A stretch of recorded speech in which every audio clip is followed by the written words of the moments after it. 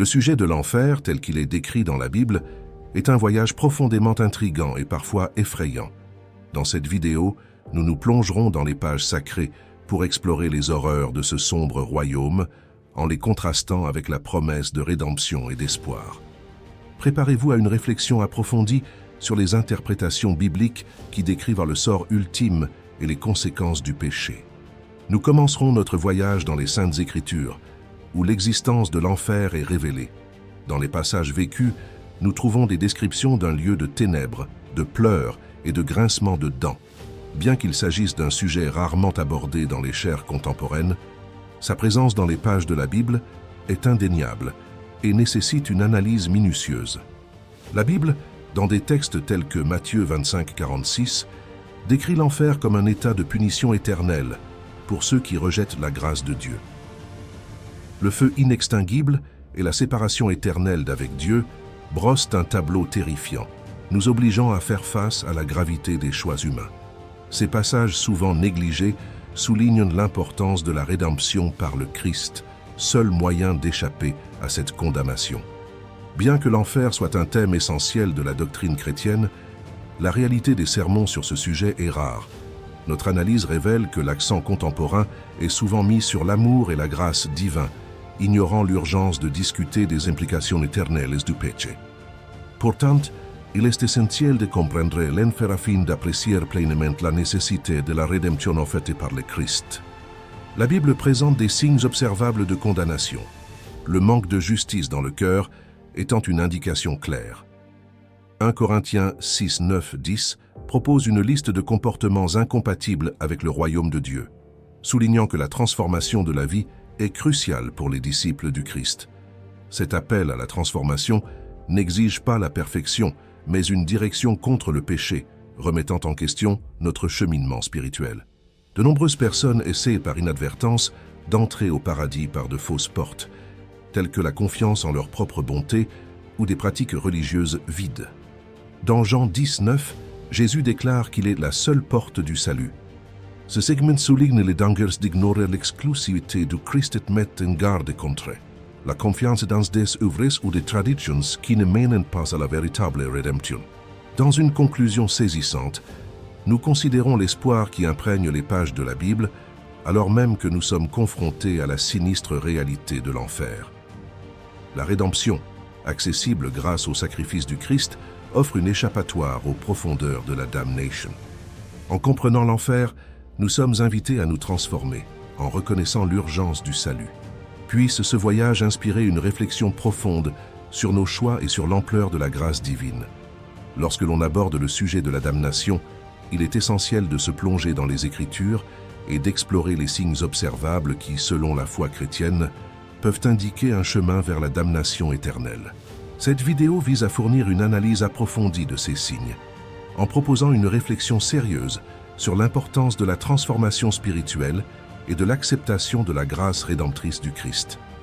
Nous commençons par examiner les descriptions bibliques de l'enfer qui brossent un tableau sinistre de la séparation éternelle d'avec Dieu, des ténèbres absolues, des pleurs et des grincements de dents. Malgré la réticence de nombreuses chaires à aborder ce sujet, l'accent est mis sur la pertinence de l'enfer dans la doctrine chrétienne, nous rappelant les conséquences du péché et la nécessité de la rédemption par le Christ. Nous mettons l'accent sur le premier signe observable de la damnation, l'injustice dans le cœur. En nous référant à des passages tels que 1 Corinthiens 6, 9, 10, nous explorons l'idée que l'injustice va au-delà de la faute, révélant un état d'être en opposition directe avec la nature divine. Le message met l'accent sur la nécessité d'une véritable transformation, en soulignant l'acceptation de l'œuvre rédemptrice du Christ. Penchons-nous sur le deuxième signe, la recherche de fausses portes.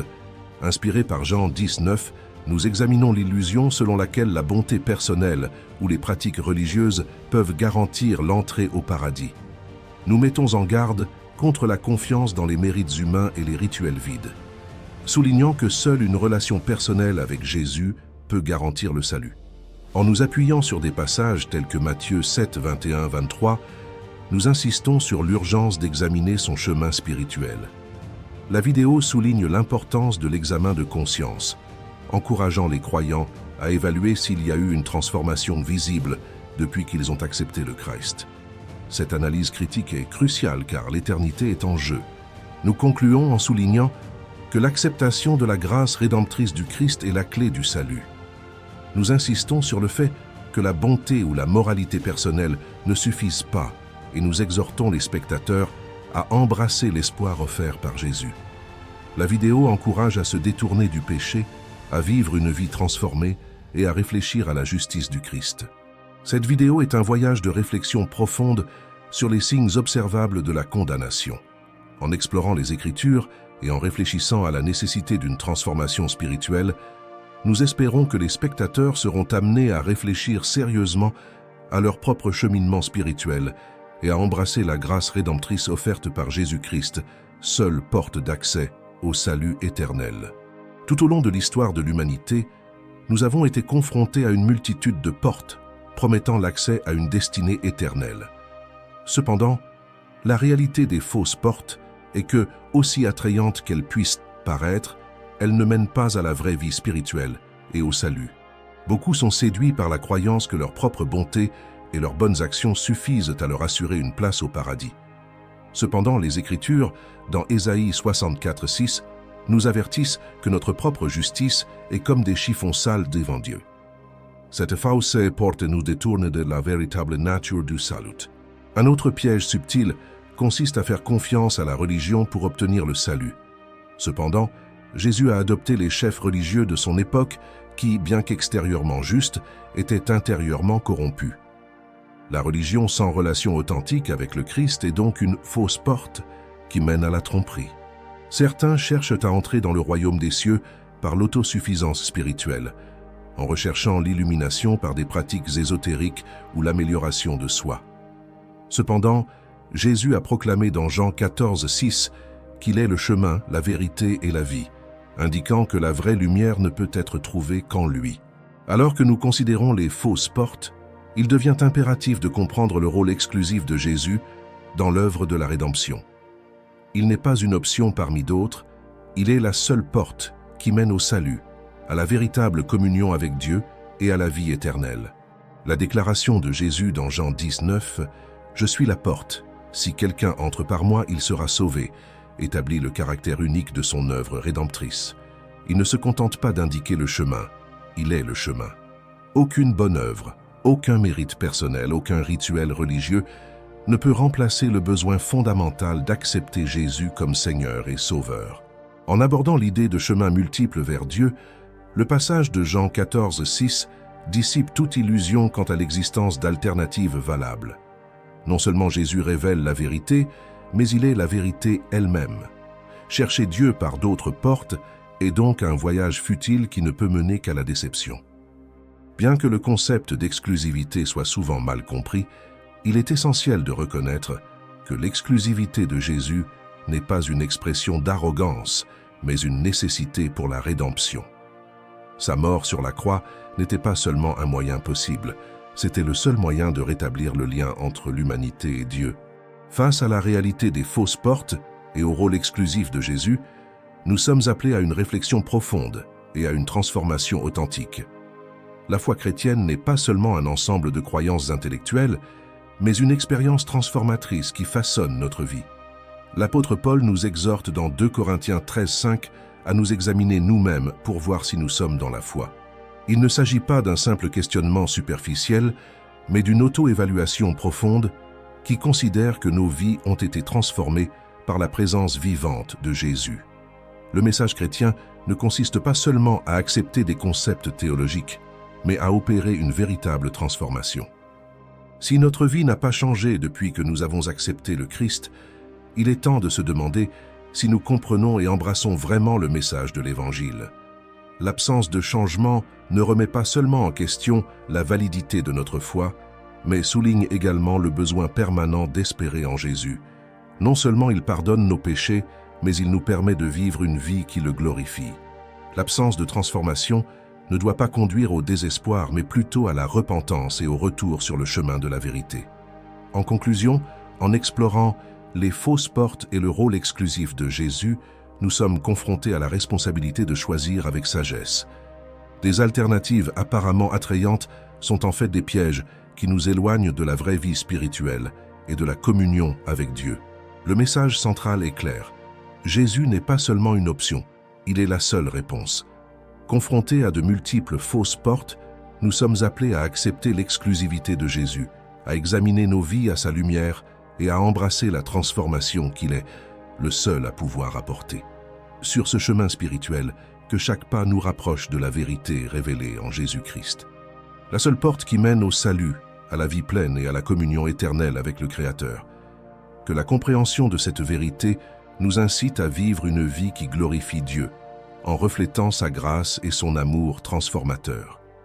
L'urgence éternelle se fonde sur l'exhortation biblique claire à nous examiner nous-mêmes, telle qu'elle est exprimée dans 2 Corinthiens 13, 5. Examinez-vous si vous demeurez dans la foi, mettez-vous à l'épreuve. Il s'agit d'un appel à l'introspection et à l'évaluation sincère de notre relation avec Dieu.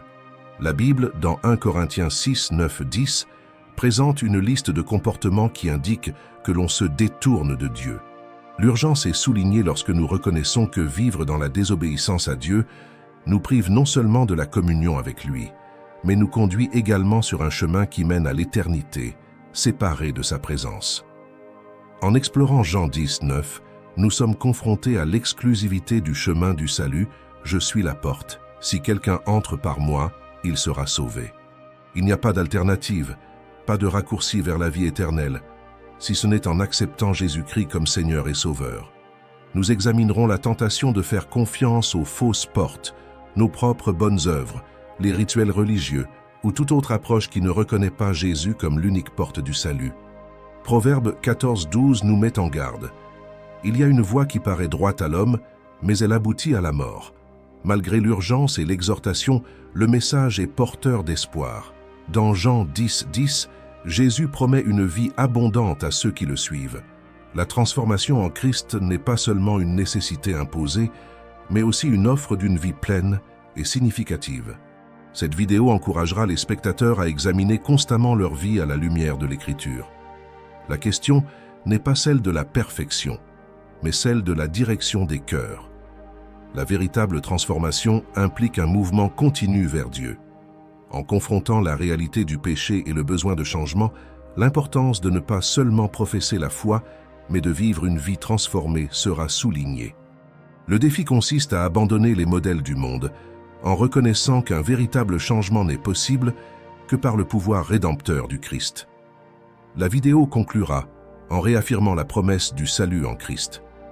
L'urgence n'est pas d'inspirer la peur, mais de faire prendre conscience du besoin de la grâce salvatrice de Dieu. En Christ, nous trouvons la sécurité éternelle et la promesse d'une vie transformée par la grâce. En abordant l'urgence éternelle et l'exhortation, cette vidéo vise à inspirer une réponse active au message chrétien en encourageant les spectateurs à rechercher une transformation authentique en Christ et à embrasser la promesse d'une vie abondante et éternelle. Le christianisme est fondé sur le message central du sacrifice rédempteur de Jésus-Christ. Sa mort sur la croix ne se contente pas d'expier nos péchés, mais ouvre la porte à la transformation et à la réconciliation avec Dieu. Comprendre la profondeur de ce sacrifice est crucial pour une foi solide. Il ne s'agit pas seulement d'un événement historique, mais d'un récit qui continue à façonner des vies et à offrir de l'espoir à chaque génération. Accepter le sacrifice du Christ est plus qu'une croyance théorique. C'est un voyage de rédemption et de transformation personnelle. La Bible nous rappelle que nous sommes transformés par le renouvellement de notre esprit. Romains 12, 2. En reconnaissant la nécessité du sacrifice du Christ dans notre vie, nous permettons à la puissance rédemptrice de Dieu d'agir en nous façonnant à l'image de son Fils. La grâce de Dieu, manifestée dans le sacrifice du Christ, dépasse notre entendement. C'est un don immérité qui nous permet de vivre une vie reconnaissante et utile. Nous explorerons comment la grâce non seulement nous pardonne, mais aussi nous permet de pardonner, d'aimer et de vivre en harmonie avec les principes divins. Accepter le sacrifice du Christ exige une réponse active. Il ne s'agit pas simplement d'une affirmation passive de la foi, mais d'un engagement permanent à vivre selon les enseignements de Jésus. Examinons comment cette acceptation se traduit par des actions quotidiennes. influençant nos relations, nos décisions et notre vision de la vie. Que signifie réellement accepter le sacrifice du Christ dans notre vie? Nous explorerons cette question en soulignant la différence entre une foi superficielle et un abandon complet au Seigneur. Nous approfondirons l'importance de vivre une vie qui reflète l'acceptation continuelle du sacrifice du Christ, non seulement en parole, mais aussi en attitude et en choix conscient. À la fin de cette vidéo, j'espère que nous avons saisi l'essence de l'importance d'accepter le sacrifice du Christ. Il ne s'agit pas d'une décision ponctuelle, mais d'un voyage de transformation continue, où nous sommes façonnés par la grâce divine et guidés par le message rédempteur de l'Évangile. Puisse cette vidéo nous rappeler que l'acceptation du sacrifice du Christ n'est pas seulement un acte de foi initial, mais le début d'un voyage significatif et transformateur vers la vie abondante qu'il a promise. Puissions-nous tous, ensemble, nous embarquer pour ce voyage et faire l'expérience de la plénitude de la vie en Christ. Si vous avez apprécié cette vidéo, n'oubliez pas de laisser un commentaire et de vous abonner pour plus de contenu inspirant, et à la prochaine fois. Que la paix de Dieu soit avec vous.